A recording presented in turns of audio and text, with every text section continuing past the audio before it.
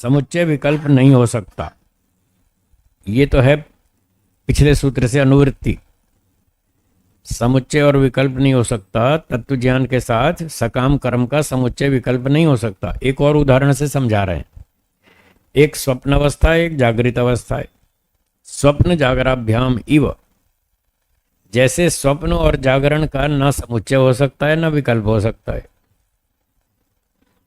मान लो लालचंद जी से किसी ने 2 लाख रुपए उधार ले लिए जागृत अवस्था में, हैं?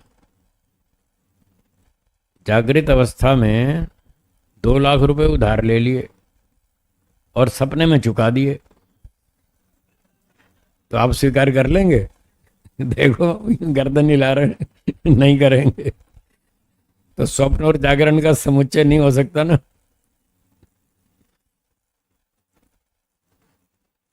जागृत में पैसे उधार लिए और स्वप्न में चुका दिए तो आप स्वीकार नहीं करेंगे? भाई मेरे पैसे तो मुझे मिले ही नहीं हैं। जागृत में लिए थे तो जागृत में ही चुकाने पड़ेंगे, तब बात बनेगी। सपने में उधार दे दो चुका दो, ऐसा नहीं चलेगा। तो स्वप्न का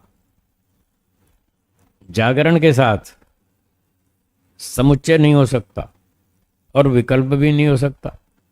1 लाख तो जागृत में चुका दो, 1 लाख सपने में चुका दो, तो भी नहीं चलेगा। क्यों लालचंद जी, चलेगा? नहीं चलेगा ना। वो कह रहे कैसे चलेगा? नहीं चलेगा। तो समुच्चय का मतलब 1 लाख जागृत में चुकाना, 1 लाख सपने में चुकाना, तो दोनों को जोड़ दिया तो 2 लाख चुक गया। वो कहते नहीं चलेगा। तो दूसरा विकल्प ये था, चाहे तो जागृत में चुका दो चाहे स्वप्न में चुका दो। तो चुकाने वाले ने कहा मैं तो सपने में चुकाऊंगा। तो वो कहते हैं नहीं नहीं, ऐसा नहीं चलेगा, क्योंकि दोनों का फल अलग अलग है। क्या फल है? माई का अमाई का भ्याम। स्वप्न में तो कल्पना है, माया है, कल्पना है, वास्तविकता नहीं है। और जागरण में वास्तविकता है, अमाई का भ्याम। वहां माया नहीं है, वहां वास्तविकता है। तो ऐसा नहीं हो सकता कि सपने में चुका दो चाहे आधा चुका दो चाहे पूरा चुका दो, उसको आप स्वीकार नहीं करेंगे, क्योंकि दोनों का फल अलग है। जागृत का जो फल है, जागृत अवस्था में किए कर्मों का फल सच्चा है। स्वप्न में किए कर्मों का फल झूठा है, काल्पनिक है। इसलिए दोनों का समुच्चय और विकल्प नहीं हो सकता। अगर जागृत अवस्था में 2 लाख रुपए उधार लिए हैं तो जागृत में ही चुकाने पड़ेंगे, स्वप्न का वहां तालमेल नहीं बनेगा।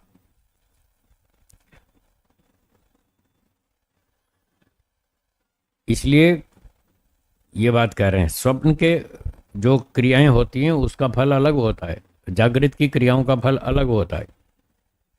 एक व्यक्ति ने स्वप्न में किसी की तलवार से गर्दन काट दी, क्या उस पर कोर्ट केस चलेगा? हाँ जी, नहीं चलेगा ना। स्वप्न में काट दी तो कोई केस नहीं होगा, पर जागृत में काट दे तब तो केस होगा ना। इसलिए दोनों का फल अलग अलग है, इसलिए न उनका समुच्चय हो सकता है न विकल्प हो सकता है। तो जैसे जागृत और स्वप्न अवस्था की घटनाओं का समुच्चय विकल्प नहीं होता, क्योंकि दोनों का फल अलग अलग है, एक काल्पनिक है एक वास्तविक है। इसी तरह से तत्व ज्ञान और सकाम कर्म, इन दोनों का ना समुच्चय हो सकता है ना विकल्प हो सकता है, क्योंकि दोनों का फल अलग अलग है। जैसे स्वप्न और जागृत का फल अलग अलग है, ऐसे तत्व ज्ञान का फल अलग है, सकाम कर्म का फल अलग है। तो उनका फल अलग अलग होने से ना समुच्चय हो सकता ना विकल्प हो सकता। बोलिए। प्रयोजन सिद्धि के लिए भूख लग रही है, ये हमारा प्रयोजन है, भूख को मिटाना, ये प्रयोजन है। इस प्रयोजन की प्राप्ति के लिए रोटी, ये रोटी मतलब भोजन, भोजन के साथ कपड़े का ना तो समुच्चय हो सकता है। भाई 2 रोटी खा लें 1-2 कपड़ा भी खा लें तो पेट भर जाएगा, क्या ऐसा हो सकता है? तो समुच्चय नहीं हुआ, नहीं चला। यदि समुच्चय करें तो वो रिजल्ट नहीं मिलेगा जो हम चाहते हैं, भूख नहीं मिटेगी। कपड़ा खाने से भूख नहीं मिटती है। हाँ,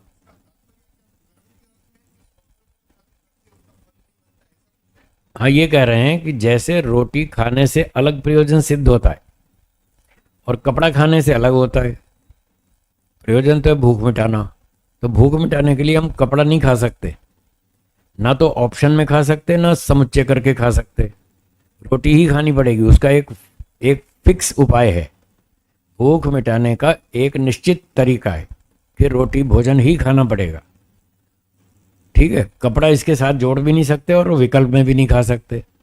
तो इसी तरह से जैसे दूसरा उदाहरण जागृत और स्वप्न, तो जागृत के कर्मों का फल अलग होता है, स्वप्न के कर्मों का फल अलग होता है। जागृत में तो असली होता है, स्वप्न में नकली होता है। तो क्या हम असली नकली दोनों जोड़ के काम चला लेंगे? जैसे मैंने उदाहरण दिया कि 2 लाख रुपए जागृत में उधार लिया, तो क्या हम ऐसा कर सकते हैं जागृत में 1 लाख चुका दें और सपने में 1 लाख चुका दें तो सामने वाला संतुष्ट हो जाएगा? नहीं होगा। अच्छा, पूरा का पूरा 2 लाख सपने में चुका दें तब संतुष्ट हो जाएगा? तब भी नहीं होगा। तो स्वप्न वाले को जागृत के साथ क्लब नहीं कर सकते, ना क्लब कर सकते ना ऑप्शन कर सकते। जागृत वाला काम जागृत में ही करना होगा, क्योंकि वो असली कार्यक्रम है और उसका फल असली है। तो मोक्ष हमें असली वाला चाहिए, नकली वाला नहीं चाहिए। हाँ, नहीं बनता है, उसका कोई फल नहीं होता। ना कोई पाप लग, ना कोई अपराध होता है, ना कोई फल होता है, वो तो कल्पना है। स्वप्न में जो कुछ देखते हैं वो कल्पना है। जैसे मैंने बताया, स्वप्न में आप किसी को गोली मार दो, गर्दन काट दो, तो कोर्ट में केस नहीं चलेगा। लेकिन जागृत में गोली मार दो या गर्दन काट दो तो केस चलेगा। तो दोनों का फल अलग अलग है, दोनों क्रियाएं अलग हैं, दोनों का फल भी अलग है। जब फल अलग अलग है तो उसको क्लब नहीं कर सकते, ऑप्शन भी नहीं कर सकते। जागृत का जागृत में चलेगा, स्वप्न का स्वप्न में चलेगा, दोनों अलग अलग चीजें हैं। इसी तरह से तत्व ज्ञान से तो मोक्ष फल मिलेगा और सकाम कर्म से जन्म मिलेगा, तो दोनों को कैसे जोड़ देंगे? क्लब नहीं हो सकता।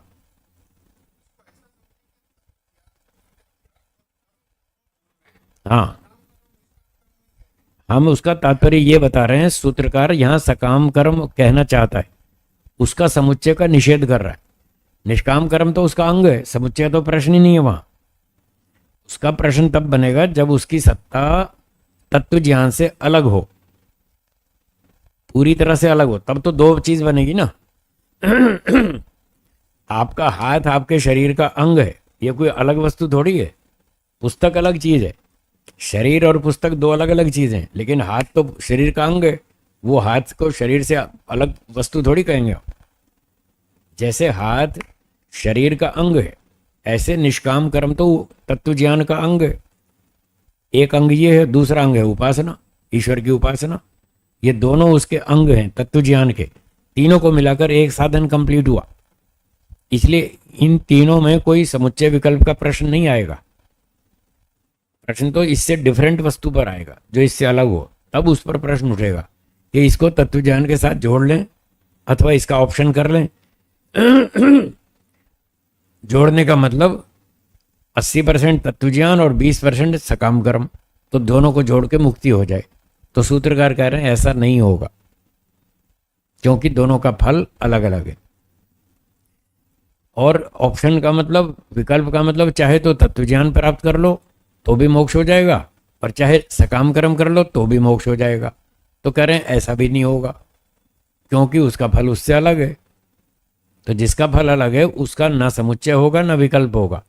इसलिए कह रहे हैं नियत कारणत्वात्, तत्व ज्ञान ही निश्चित कारण है, वो ही करना होगा। This is only option, no other option. दूसरा कोई उपाय नहीं है, कोई विकल्प नहीं है, एक ही काम करना पड़ेगा, तत्व ज्ञान। और शुद्ध कर्म, शुद्ध उपासना तो उसी का पार्ट है, वो अलग नहीं है। इस बात को आगे सूत्रों में बताएंगे। हाँ जी, बोलिए। ठीक है, और बोलिए, कोई शंका है तो बोलिए।